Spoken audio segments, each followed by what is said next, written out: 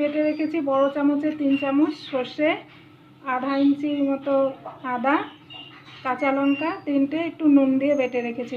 শিলনোড়াতে বেটেছি, আপনারা ইচ্ছা করলে মিক্সিতেও বেটে নিতে পারেন, বেটে নিলে বেশি স্বাদ হয়। এখন আমি ডিম সুতো দিয়ে কেটে নেব।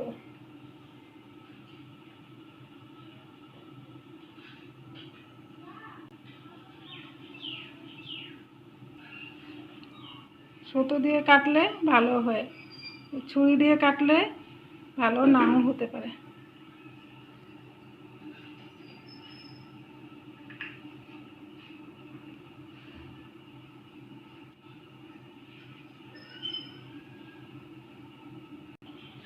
এখন আমি এতে দেব হলুদ,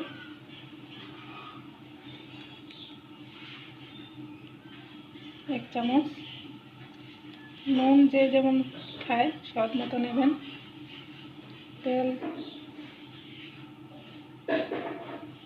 বড় চামচের 3 চামচের মতো দিলাম। এখন দেব লঙ্কা গুঁড়ো, দেব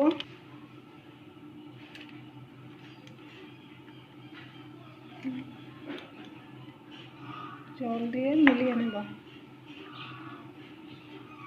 জল দেব।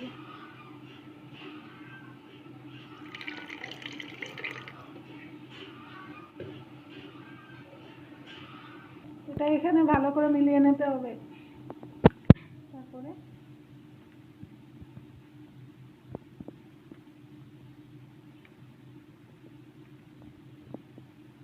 ভালো করে মিলিয়ে নেব।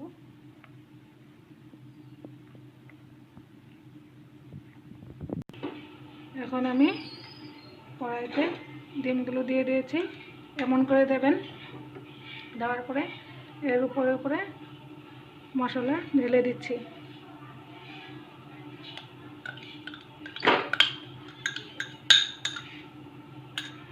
জল দেব, আন্দাজ মতো জল দেবেন। আমি 1 বাটি দিলাম।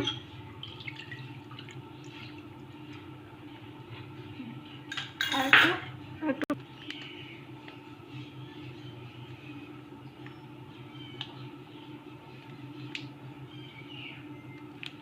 দেবেন। আমি আর 2টো কাঁচা লঙ্কা দিয়ে দিই।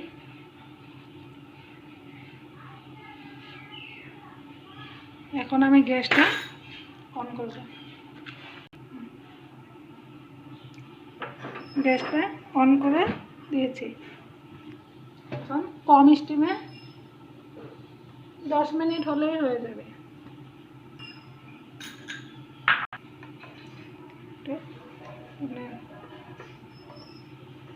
ঝোলের সাথে অল্প মিলিয়ে দেবেন। তারপর 10 মিনিটের জন্য স্টিম কম করে ঢেকে রেখে দিতে হবে।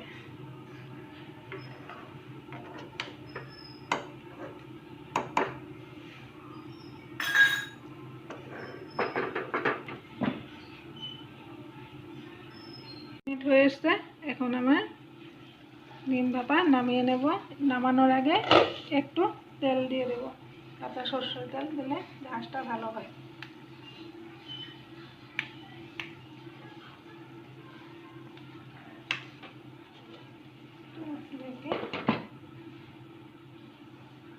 এখন নামিয়ে নেব।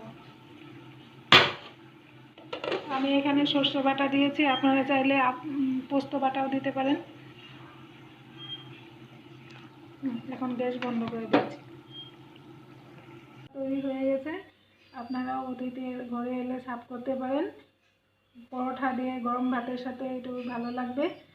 ভিডিওটি ভালো লেগে থাকলে লাইক এন্ড সাবস্ক্রাইব করতে ভুলবেন না।